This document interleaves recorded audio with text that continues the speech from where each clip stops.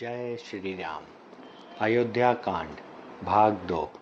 पूरी अयोध्या नगरी में श्री राजा राम के राज्याभिषेक की तैयारी होने लगी। सभी स्थानों को फूलों और दीपों से सजाया जाने लगा। लक्ष्मण जी, कौशल्या जी, कैकेयी माता, सुमित्रा माता, गुरु वशिष्ठ अति प्रसन्नता से सुबह की प्रतीक्षा करने लगे।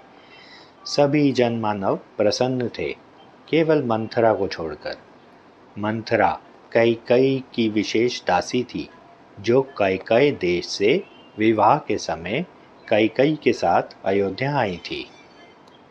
जब यह समाचार मंथरा तक पहुंचा, वह तुरंत कैकेयी के पास गई, जो राज्याभिषेक की तैयारियां कर रही थी। मंथरा ने कैकेयी से कहा, यदि राम को राजा बना दिया तो भरत और कैकेयी का तिरस्कार होता रहेगा, इसीलिए राम के स्थान पर भरत को राजा बनाना चाहिए। उसने कैकेयी को राजा दशरथ द्वारा दिए गए 2 वचनों की याद दिलाई। एक बार जब राजा दशरथ युद्ध में मूर्छित हो गए थे, तब कैकेयी ने उनके प्राण बचाए थे, जिसके बाद राजा दशरथ ने उनसे 2 वचन मांगने को कहा था, तथा कैकेयी ने कहा था कि वह समय आने पर इन वचनों को मांगेगी। मंथरा ने कैकेयी को कहा, अब वो 2 वचन मांगने का समय आ गया है। एक भरत का राज्याभिषेक तथा दूसरा राम को 14 वर्ष का वनवास। मंथरा की बात मानकर कैकेयी को भवन में चली गई तथा राजा दशरथ भी वहां पहुंचे। कैकेयी ने राजा दशरथ को अपने दोनों वचन कह दिए, जिसे सुनकर राजा दशरथ कुछ समय के लिए मूर्छित हो गए। कैकेयी ने उन्हें कहा, रघुकुल रीति सदा चली आई, प्राण जाए पर वचन न जाए। अर्थात रघुकुल में अपने वचन को कभी झूठा नहीं होने दिया जाता, चाहे इसके लिए उनके प्राण ही क्यों न चले जाएं। राजा दशरथ ने आर्य सुमंत्र को बुलाकर श्री राम को बुलाने को कहा।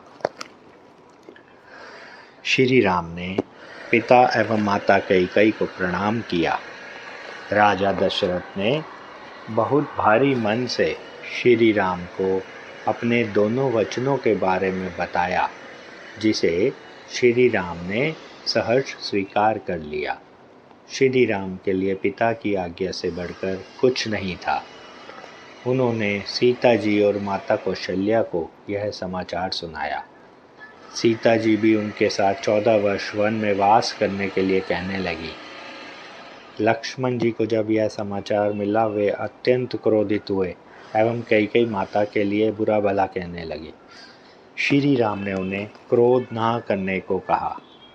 उन्होंने कहा, पिता की आज्ञा का पालन करने के लिए वे राजपाट तो क्या, अपने प्राण भी त्याग सकते हैं। लक्ष्मण जी ने भी उनको अपने साथ ले चलने को कहा। सुमित्रा माता ने लक्ष्मण जी को साथ जाने की आज्ञा दी तथा सदैव भैया एवं भाभी की सेवा करने को कहा। धीरे धीरे यह समाचार पूरी अयोध्या नगरी में फैल गया तथा शोक की लहर फैल गई। जय श्री राम।